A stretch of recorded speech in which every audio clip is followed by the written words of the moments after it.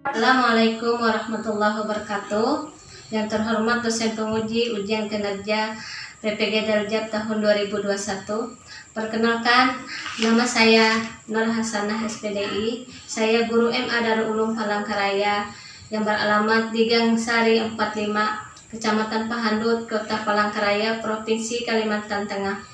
Dalam kesempatan ini, pada hari Senin tanggal 13 September 2021, saya akan melaksanakan praktek mengajar demi memenuhi ujian kinerja dalam jabatan angkatan 1 tahun 2021. Baiklah, dalam kesempatan kali ini pada hari Senin tanggal 13 September 2021, saya akan melaksanakan praktek pembelajaran di MA Darul Ulum Palangkaraya dengan mengambil tema hormat dan patuh kepada orang tua dan guru, pelajaran Al-Quran Hadis kelas 11 bab 1. Demikian, akhiran wassalamualaikum warahmatullahi wabarakatuh. Assalamualaikum. Waalaikumsalam warahmatullahi wabarakatuh. Bagaimana kabarnya anak-anak? Alhamdulillah. Alhamdulillah baik. Nah, hari ini kita akan melanjutkan pelajaran Al-Quran Hadis kita dengan tema hormat dan patuh kepada orang tua dan guru. Semuanya sudah siap bukunya? Sudah siap semuanya. Nah, sebelum kita masuk kepada pelajaran, silakan berdoa dulu. Berdoa mulai. Bismillahirrahmanirrahim.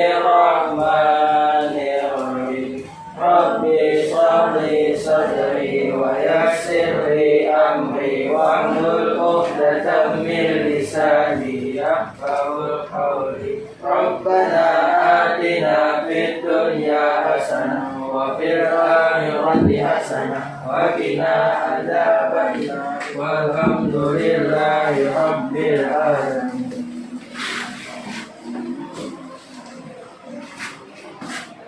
Ibu absen dulu ya. Hari ini hari Senin tanggal 13 tanggal 13 September 2021 ya. Yurida Soleha hadir? Hadir. Esa Kusuma? Hadir. Alpiano? Hadir. Hadir. Nur Sipa? Hadir. Emrafli? Hadir. Ramuna? Izin ada? Ada acara? Acara keluarga. Oh iya, ada acara keluarga.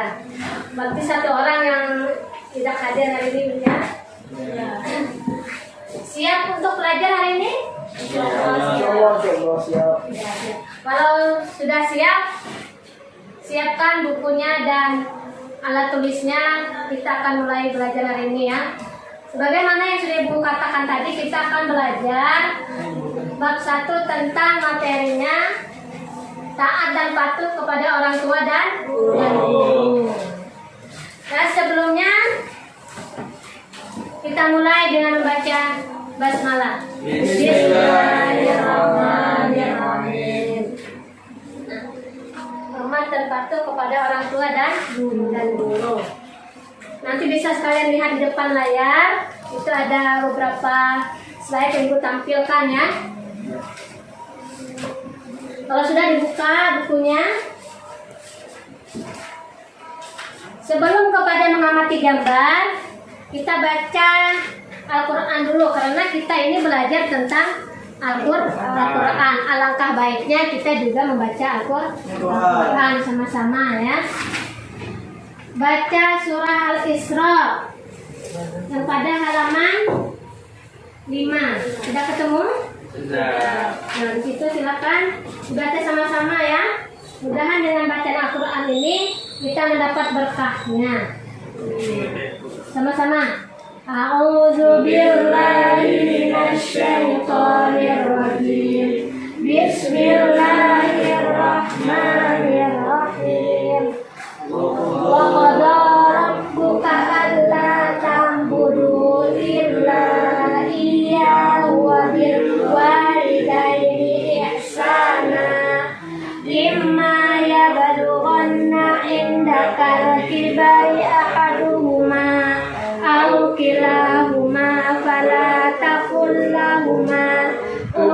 wa la tanharhuma wa qul lahuma qawlan karima waghfir lahuma janahal dhulli minar rahmati wa qul rabbirhamhuma kama rabbayani shaghira.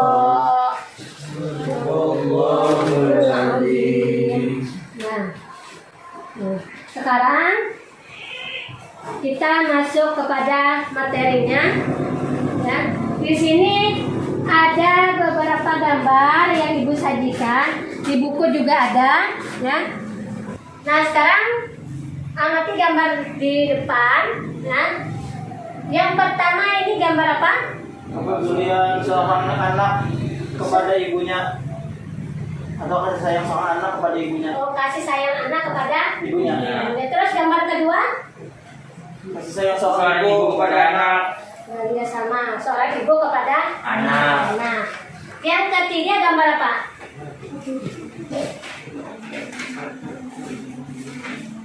Ini ada tulisannya durhaka. Durhaka ini taat beribadah. Oh, Dari gambar ini apa yang bisa kalian simpulkan?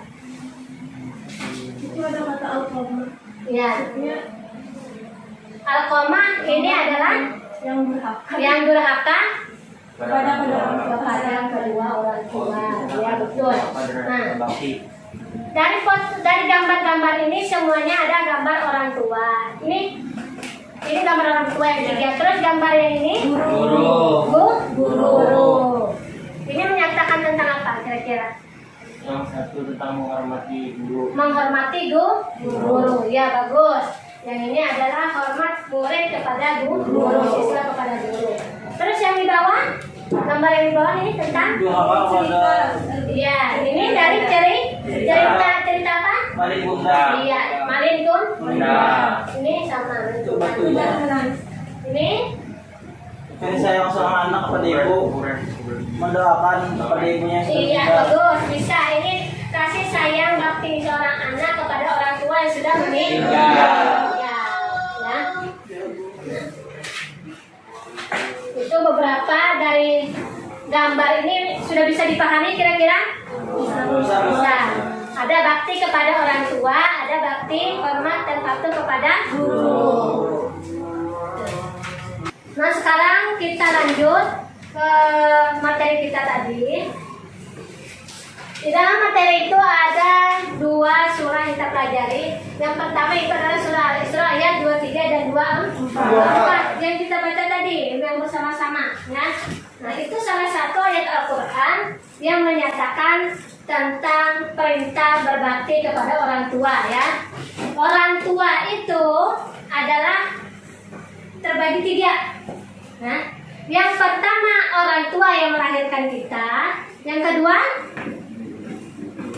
Mendidik kita. orang tua yang mendidik. Yang mendidik kita disebut dengan guru. Yang ketiga adalah tahu orang tua yang ketiga disebut orang tua. Iya, bagus. Esa ada apa Esaunya? Mertua. Apabila kita sudah menikah. Jadi orang tua kita itu di dunia itu ada tiga. Yang pertama tadi adalah orang tua yang melahirkan. Yang kedua orang tua yang mendidik. Yang ketiga adalah orang tua dari pasangan kita atau mertua. Ya, bagus, sudah pintar ya. Ya, paham namanya orang tua. Ini tadi surah Al-Isra, di dalamnya ada menjelaskan tentang perintah berbakti kepada orang tua. Yang kedua itu ada surah Luqman. Ya. Surah Luqman ayat 13 dan 17. Nah, itu juga perintah untuk berbakti kepada orang tua. Sekarang kita masuk kepada kandungan surah Al-Isra dulu. Ya. Nah, dalam surah Al-Isra itu ada beberapa kandungan yang disebutkan. Yang pertama itu adalah pendidikan karakter, yang di dalamnya ada memuat tentang pendidikan akhlak. Ya. Bagaimana akhlak seorang anak kepada orang tua. Bagaimana akhlak kita sebagai anak kepada orang tua? Berbakti sudah pasti. Berbaktinya seperti apa? Misalnya orang tua sudah meninggal didoai. Iya bagus. Kalau orang tua sudah meninggal didoakan. Itu salah satu contoh berbakti. Ya. Kalau orang tua yang masih hidup, bertutur kata dengan baik, bersikap baik, berperilaku sopan santun kepada orang tua. iya bagus. Berkata baik, bertutur kata sopan santun. Sopan santun itu dari perkataan juga dari perbuatan. Bagus. Ibu rasa kalian sudah mengerti ya. Iya, Bu. Tinggal nanti kalian mempraktekkannya bagaimana kepada orang tua. Kenapa? Karena berbakti kepada orang tua itu langsung dibalas Allah Ta'ala-nya. Begitu juga apabila kita durhaka. Seperti contohnya yang ada di kehidupan kita. Yang zaman dulu siapa? Maling kundang. Itu adalah contoh orang yang durhaka kepada orang tua. Nah, ada beberapa contoh anak atau orang yang berbakti kepada orang tua yang diabadikan Allah di dalam Al-Quran. Contohnya masih ingat orangnya? Siapa? Iya, Uwais Al-Qarni, orang yang taat kepada orang tuanya, ya. Karena saking taat kepada orang tuanya, akhirnya dia dimasukkan di dalam surga. Orang yang taat itu pasti akan masuk surga, ya. Itu sudah pasti. Berkah hidupnya, nyaman di dunia maupun di akhirat. Sedangkan orang yang durhaka kepada orang tua itu hidupnya akan sengsara, ya.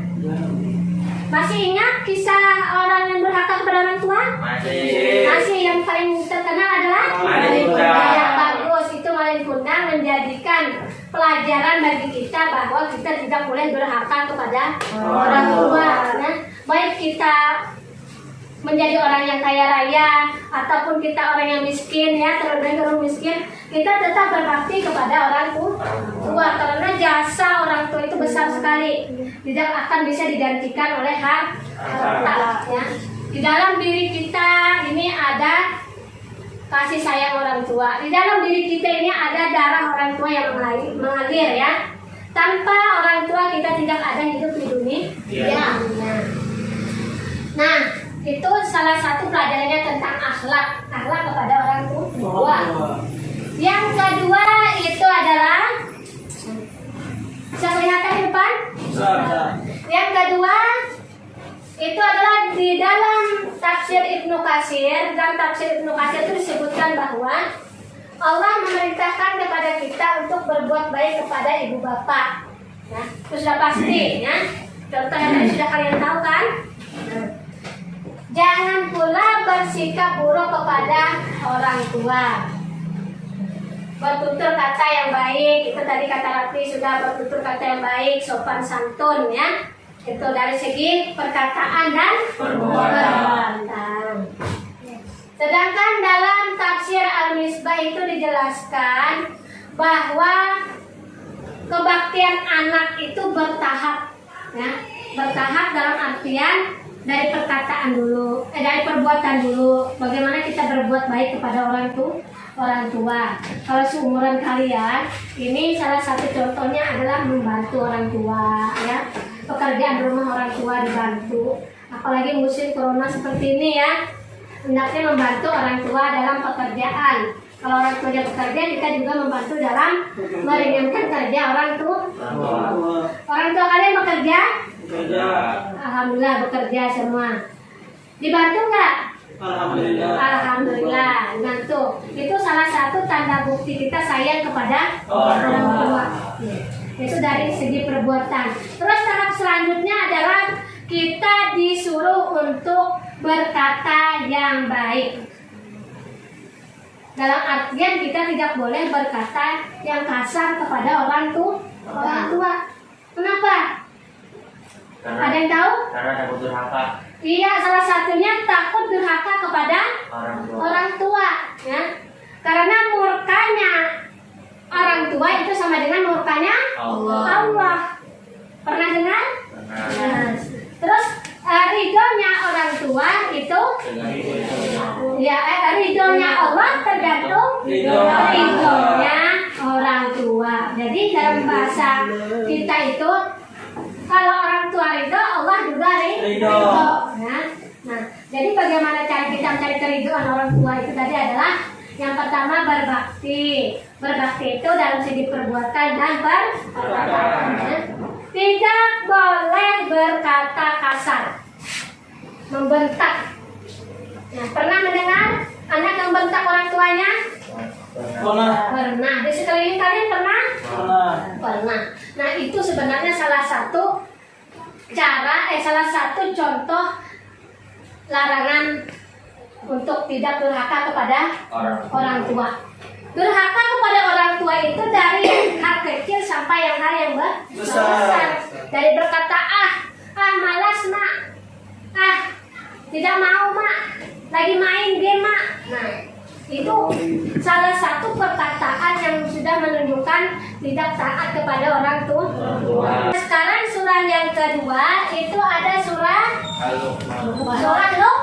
Luqman ayat 13 sampai 17. Itu silakan dibuka pada halaman 8 ya. Nah, halaman 8 di situ ada surah Luqman ayat 13 sampai 17. Kandungan surah Luqman ayat 13 itu adalah yang pertama, silakan Esa dibaca. Dan diingatkanlah ketika Luqman berkata kepada anaknya. Penjelasannya langsung. Menjelaskan bahwa syarat untuk mendidik anak hendaknya dilandasi dengan lemah lembut dan kasih sayang. Iya. Itu adalah ayat 13. Menjelaskan bahwa syarat untuk mendidik anak itu yang pertama adalah dengan ucapan kasih sayang, ucapan dan perasaan kasih sayang. Karena anak kecil itu yang namanya anak, dia ingin disayang. Kalian ingin nggak disayang? Ingin. Kalau ingin, otomatis pengennya yang bagus. Ingin perlu perkataan yang disayang sayang. Contohnya apa sih Pak? Perkataan sayang orang tua kepada anaknya, memanggil anaknya atau menyuruh anaknya seperti apa? Sayang. Kalau di sini sayang, Sipa sayang, berarti gitu ya? Ya. Kalau Ratli? Enggak? Ya, ucapan sayangnya gimana? Orang tuanya? Pintar. Oh ya, pintar. Itu adalah salah satu ucapan sayang orang tua kepada anak ya. Jadi orang tua juga mengucapkan kata-kata sayang. Pada ayat ke-14, Sipa bacakan. Allah menggambarkan kesusahan seorang ibu dalam merawat anaknya. Mengapa hanya jasa ibu yang digambarkan dengan sedemikian banyak? Karena peranan ibu lebih berat dari ayah, mulai dari proses mengandung hingga melahirkan dan menyapihnya. Kata wahnan berarti kelemahan atau kerapuhan. Yang dimaksud di sini adalah ibu dalam kondisi sangat lemah saat mengandung anaknya. Itu adalah kandungan surah Luqman ayat ke-14, menggambarkan kesusahan seorang ibu ketika mengandung. Yang namanya seorang ibu, seorang wanita, kalau sudah mengandung itu banyak sekali ya, cobaannya banyak. Dari perasaannya, dari badan fisiknya, dari jiwanya ya. Jadi jiwa, jasmani dan rohaninya itu diuji ya. Tetapi disitulah besar jasanya, besar pahalanya bagi seorang wanita yang mengandung ya. Nah, itulah disebutkan peranan ibu itu lebih besar daripada ayah, karena memang dari awalnya memang seperti itu. Nah, pada ayat ke-15 itu kita dilarang taat ya. Kalau surah Isra tadi kita disuruh diperintahkan untuk taat kepada orang tua. Nah, pada ayat 15 ini Allah melarang manusia untuk taat kepada orang tua. Ada sebabnya enggak? Ada apa? Orang tua yang mendurhakai Allah Subhanahu wa Ta'ala. Nah, ya bagus. Contohnya menyembah berhala. Disuruh anaknya menyembah berhala. Ya, bagus. Kita dilarang taat kepada orang tua apabila orang tua itu menyuruh kita untuk melanggar perintah Allah. Misalnya orang tua menyuruh kita mencuri, itu adalah perintah yang dilarang oleh Allah. Jadi kita boleh tidak menaati orang tua. Misalnya orang tua menyuruh kita untuk membunuh. Membunuh itu suatu perbuatan yang dilarang atau termasuk dosa besar. Boleh kita melawan orang tua karena itu bertentangan dengan perintah Allah. Itu ayat 15. Selanjutnya ayat 16. Yurida. Terdapat kata latif yang memiliki arti lembut, halus atau kecil. Dari makna ini muncullah makna ketersembunyian dan ketelitian. Imam Al-Ghazali menjelaskan bahwa yang berhak menyandang sifat ini hanyalah Allah. Dialah yang mengetahui perincian kemaslahatan dan seluk-beluk rahasianya, karena dia selalu menghendaki kemaslahatan untuk makhluknya. Ayat ini menggambarkan kekuasaan Allah Subhanahu wa Ta'ala dalam menghitung amal manusia betapapun sedikitnya. Nah, pada ayat 16 ini ada kata latif. Di sini artinya Allah lemah lembut, ya. Lemah lembut kepada hambanya. Jadi hambanya itu berbuat kebaikan sedikit apapun tetap Allah hitung sebagai kebaikan, ya. Tetap dibalas. Begitu juga dengan kejahatan. Kalau kita berbuat jahat, maka juga akan dibalas. Jadi jangan dianggap enteng, ya. Misalnya tadi kita disuruh guru membawakan buku, ya. Nah, itu juga termasuk salah satu kebaikan karena membantu guru. Tetapi dengan catatan kita harus ikhlas. Kalau nggak ikhlas maka tidak akan dapat pahala, malah mendapatkan dosa. Bukan dosa, tetapi capek, ya, karena dibawa secara tidak ikhlas. Itu kalau kita berikan contoh kepada taat atau hormat kepada guru, ya. Nah, ayat 17 itu menjelaskan tentang amar ma'ruf nahi munkar yang puncak dan pangkalnya adalah salat serta amal kebaikan yang tercermin. Jadi pada ayat 17 kita disuruh untuk melaksanakan perbuatan yang baik. Taat pada orang tua itu juga baik. Taat patuh pada perintah guru itu juga baik. Mengerjakan PR disuruh guru juga baik. Karena apa? Menuruti perintah Guru. Alhamdulillah. Iya. Terus kita diperintahkan juga untuk mencegah daripada kemungkaran, kejahatan. Jadi selain kita disuruh untuk berbuat kebaikan, kita juga disuruh untuk mencegah perbuatan buruk. Iya, mencegah daripada perbuatan Buruk. Contohnya ada nggak yang bisa menjelaskan? Ada mencuri, merampok. Nah, kalau ada kawan mencuri, merampok, maka kita jelaskan bahwa itu perbuatan salah. Nah, sama dalam di kelas, kalau ada kawan yang mau ganggu atau macam, ketika guru menjelaskan, nah itu tolong diperingatkan, ya. Itu salah satu amal ma'ruf nahi munkar. Karena guru juga tadi ibu sebutkan adalah orang tua kedua. Ya. Jadi sama halnya, walaupun guru tidak melahirkan, tetapi guru itu mendidik kita. Dari kita tidak tahu menjadi tahu. Ya. Itu surah Luqman. Sekarang hadisnya. Selain Al-Quran, ada hadis yang menjelaskan, yang memerintahkan seseorang itu berbuat baik kepada orang tua. Jadi sangat kuat, ya, perintah ini. Yang pertama itu ada hadis yang diriwayatkan oleh Muslim, ya. Yang kedua ada hadis yang diriwayatkan oleh Bukhari dan Muslim. Coba Rapli dibacakan yang pertama dulu, hadisnya salah satu aja dipilih, yang mana? Riwayat Muslim. Ya, silakan dibaca. Bismillahirrahmanirrahim. An Abi Hurairah an Nabiy sallallahu alaihi wasallam qala ragima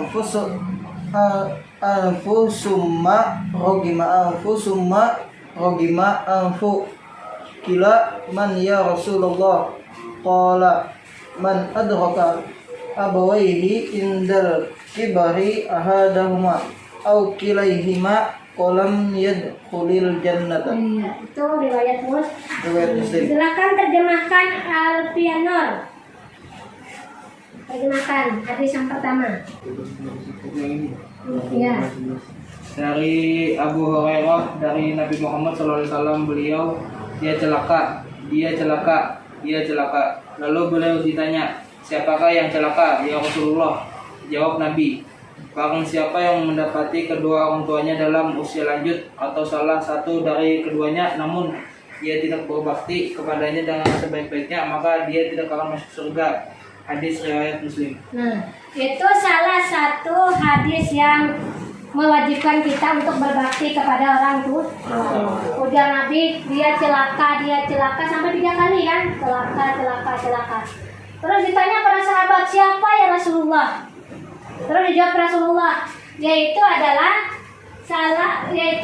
orang yang menelantarkan orang tuanya ketika masa tuanya, ya. Itu banyak kan di sekitar kita, ada orang tua ada anak yang menelantarkan orang tuanya, ya. Ketika orang tuanya sakit tidak dirawat. Ada lagi ketika orang tuanya sudah jompo karena susah diatur, akhirnya diantar ke panti jompo. Itu salah satu kisah nyata ya, bukan di mana? Ada di rumah. Sudah meninggal Bang Boy. Sudah meninggal orangnya. Mamanya tuh. Yang durhakanya siapa? Anaknya. Seperti apa kisahnya? Anaknya tuh mamanya kan dari suaminya kita di pasar. Oh, Nah, jadi bilanya mamanya tuh kadang barinya 50 dalam sehari itu 50.000 dipukulinya mamanya tuh. Jadi biasanya kami ya mamanya tuh. orangnya masih hidup, anaknya? Anaknya masih hidup, entah di mana anaknya, mamanya sudah meninggal di panti asuhan. Itu kalau menurut kalian dari cerita Rapli tadi itu termasuk seperti apa orangnya? Apakah durhaka apa berbakti anaknya? Durhaka karena itu nyata-nyata sikapnya menyakiti orang tua.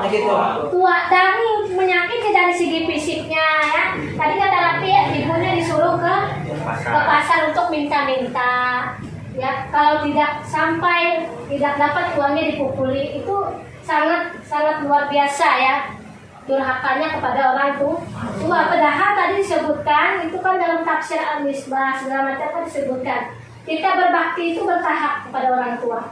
Kan salah satunya tadi tidak boleh berkata kan kasar apalagi memukul.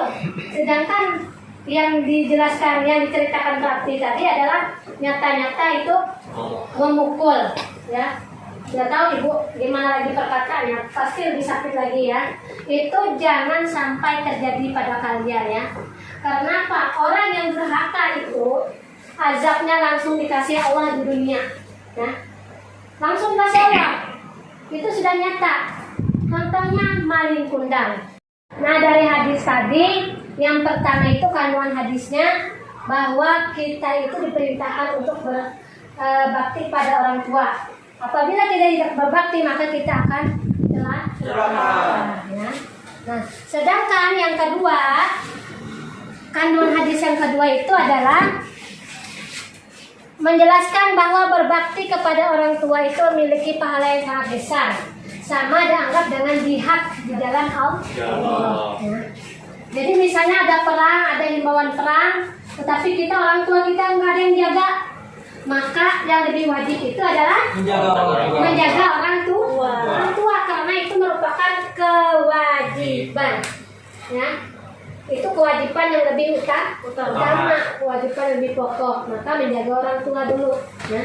Banyak kisah-kisah zaman dulu orang tua, para sahabat yang ingin berperang, tetapi masih ada orang tuanya ditanya Rasulullah, apakah kamu masih memiliki orang tua? Iya. Siapa yang menjaganya? Kata Rasulullah. Terus dijawab oleh sahabat, tidak ada. Kembalilah kamu ke rumahmu. Dari di situ saja Rasulullah sudah menyuruh kita untuk berbakti kepada orang tua.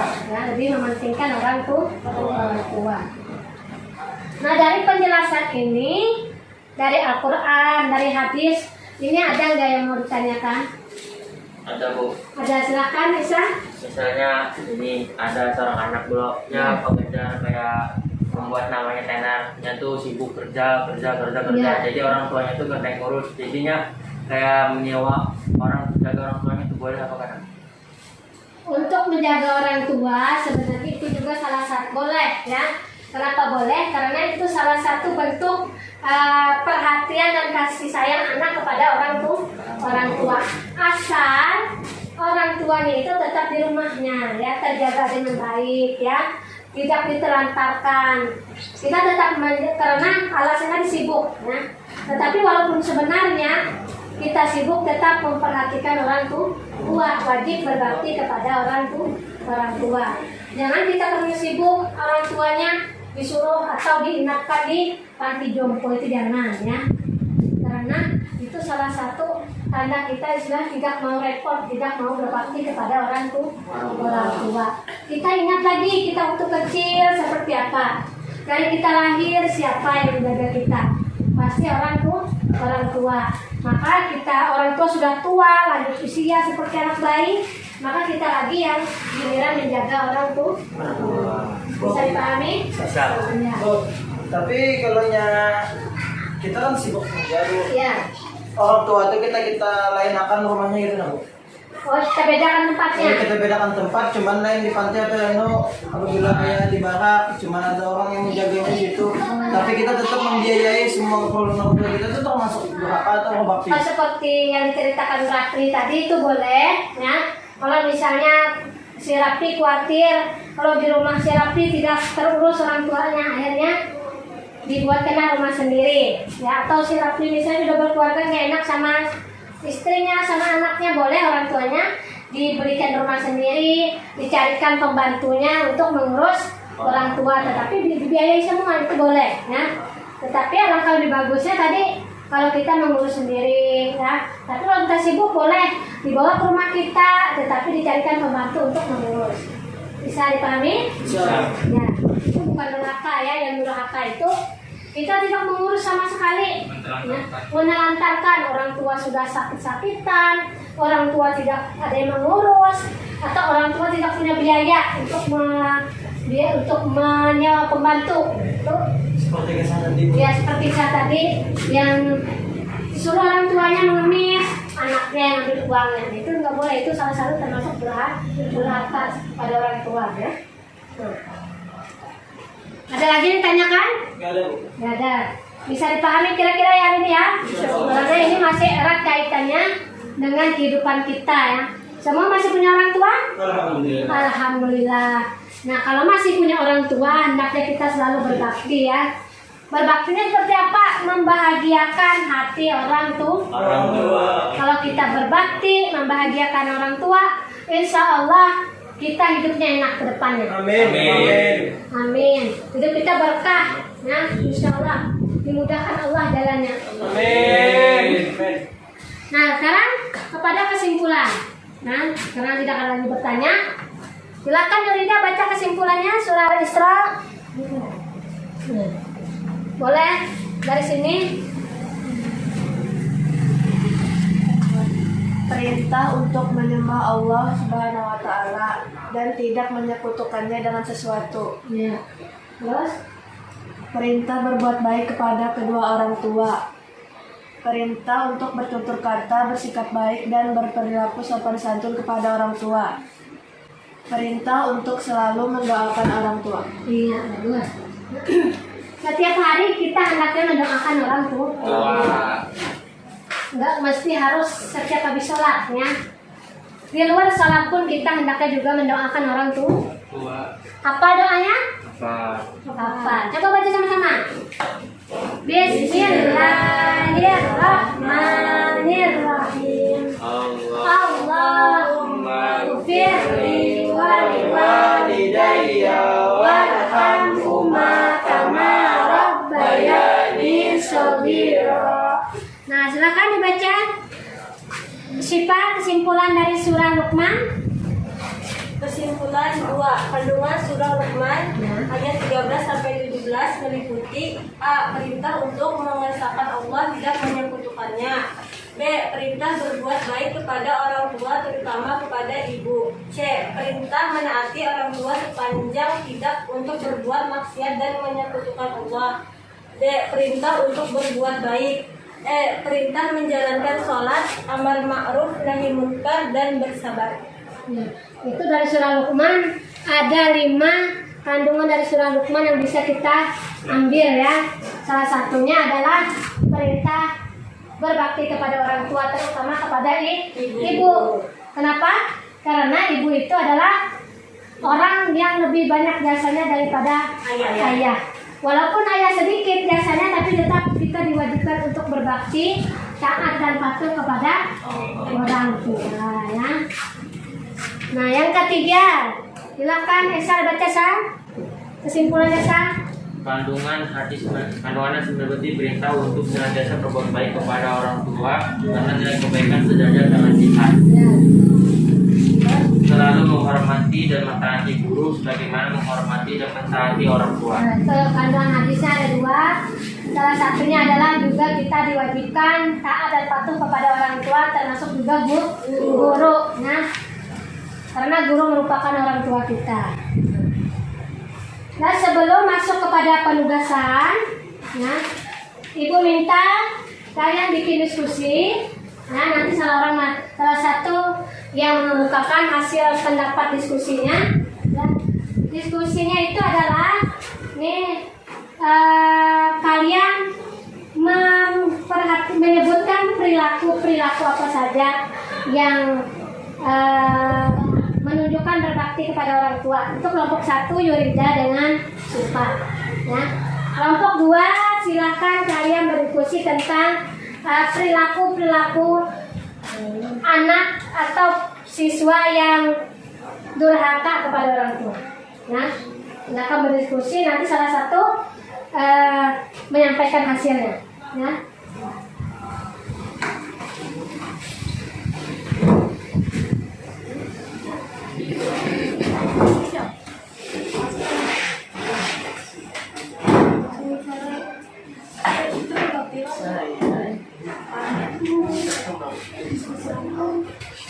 Kalau ada yang kurang paham, silakan ditanyakan. Maksudnya menyebuti misalkan perilaku-perilaku. Iya, menyebutkan perilakunya aja, yang menunjukkan tanda-tanda berbakti kepada orang tua. Kalau kelompok ini yang durhaka kepada orang tua, yang ada sekeliling kita aja, ya. Baik itu dengan guru, orang tua maupun mertua.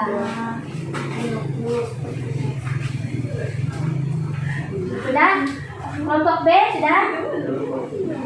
Nah, sudah dapat hasil diskusinya? Udah, Bu. Ya. Nah, siapa yang mau duluan? Esa. Esa, ya perwakilan Esa kelompok 2 silakan Sa.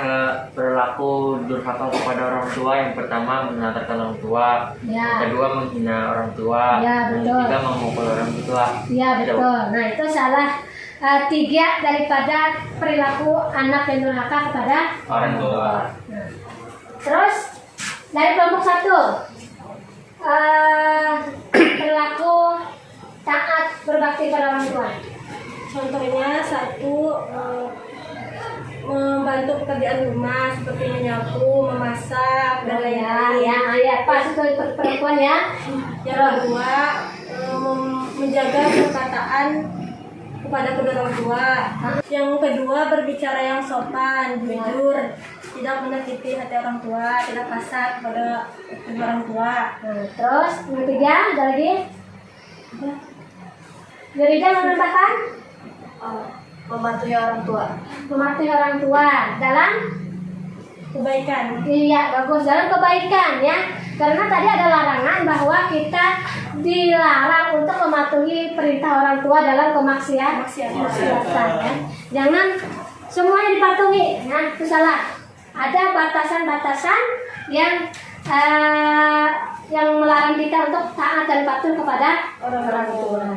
Nah, dari diskusi tadi, Ibu rasa kalian sudah sangat memahami ya dan mempraktekkan di rumah. Tinggal kalian memilih mana yang dianggap berbakti baik dan mana yang dianggap tidak baik. Ya. Ingat, durhaka kepada orang tua itu langsung dibalas oleh Allah. Baik secara kalian sadari maupun tidak. Ya. Itu langsung dibalas Allah di dunia apalagi di akhir. Nah, selanjutnya ada penugasan. Penugasan itu kalian lihat pada uraian halaman 16. Nah, halaman 16. Di situ ada uraian 1 sampai 5. Nah, itu biar lebih menambah pengetahuan kalian tentang materi kita hari ini. Yang Ibu rasa kalian sangat-sangat paham ya, karena semuanya masih punya orang tua, tinggal praktiknya bagaimana.